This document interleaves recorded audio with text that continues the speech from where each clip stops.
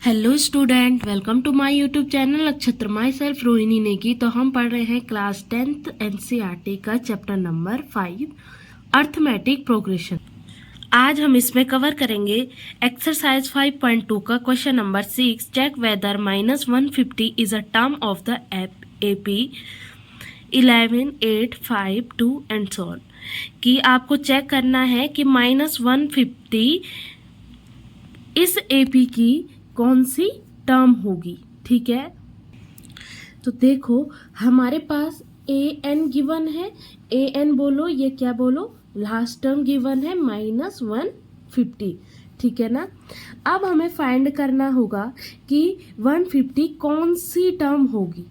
ठीक है, तो यानी कि पहली टर्म होगी, दूसरी, तीसरी, चौथी, 10th टर्म होगी या 12th टर्म होगी। ठीक है, अब देखो आपको यहाँ a गिवन है, सो a इज इक्वल टू क्या है हमारे पास 11। तो d फाइंड कर लेंगे आप। तो d इज इक्वल टू क्या होता है a2 माइनस a1, यानी 8 minus 11 which is equal to -3। आपको d भी गिवन हो गया। अब आपको पता है कि an का फॉर्मूला क्या होता है, an is equal to a plus n minus 1 into D. So an हमारे पास है -150 which is equal to a plus a is plus n हमें फाइंड करना है -1 इंटू डी इज -3। ना -150, अब यहाँ 11 प्लस में है, दूसरी साइड आएगा तो -11 इज इक्वल टू -3, दूसरी साइड जाएगा तो क्या हो जाएगा,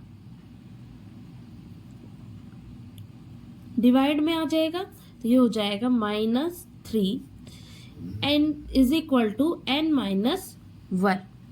ठीक है, अब देखो, अब देखिए -150 एंड -11 दोनों प्लस हो जाएंगे, कितना आएगा हमारे पास, ये आएगा 161 अपॉन -3, माइनस से minus cancel is equal to n-1।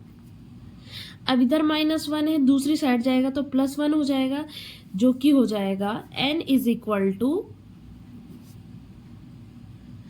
161 upon 3 + 1। ठीक है, अगर आप इसे सॉल्व करोगे तो n की वैल्यू हमारे पास होगी 164 अपॉन 3। अब देखो 3 से 164 डिवाइड नहीं होता है, इसका मतलब कि -150 हमारे पास कोई भी ऐसी टर्म इस AP के लिए नहीं होगी। ठीक है, कि so therefore -150 is not a term of this AP। So 7th question है आपके पास कि फाइंड द 21st टर्म। आपको 31st टर्म को फाइंड करना है किसी AP की जिसका 11th टर्म गिवन है 38 और उसका 16 टर्म गिवन है आपको 73। तो देखो आपको A11 गिवन है 38। ठीक है, और A11 को कैसे लिख सकते हो आप, तो A11 को लिख सकते हो A plus 10D is equal to 38 और इसको मान लिया फर्स्ट इक्वेशन। नाउ A16 आपको गिवन है, वो कितना है आपके पास 73। तो A16 को हम क्या लिख सकते हैं, A plus 15D is equal to 73 और इसको मान लिया हमने सेकेंड। ठीक है, अब देखो फर्स्ट और सेकंड से हम A और D की क्या निकाल लेंगे, वैल्यू फाइंड कर लेंगे। तो from first and second subtract कर लेंगे। देखो subtract equation first and second, so यहाँ पे प्लस साइन है तो माइनस हो जाएगा, प्लस है तो माइनस, प्लस है तो माइनस। A से A कैंसिल, 10D में 15D गए तो बचा -5D इज इक्वल टू,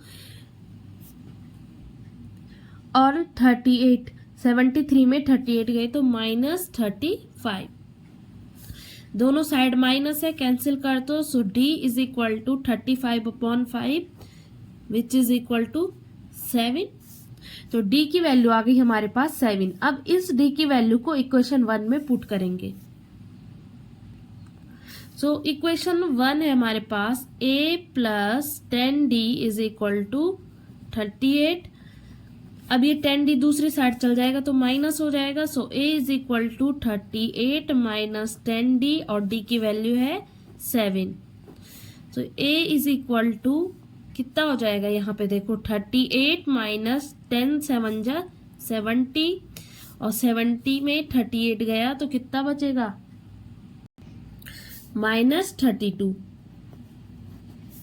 ठीक है, अब आपको a गिवन है, d गिवन है, आपको फाइंड करनी है A31। सो A31 को आप कैसे लिखते हो, तो A31 is equal to a plus 30d। ठीक है, सो a है आपके पास -32 प्लस 30 और d है आपके पास 7, which is equal to -32 plus 7 3 जा 21 210।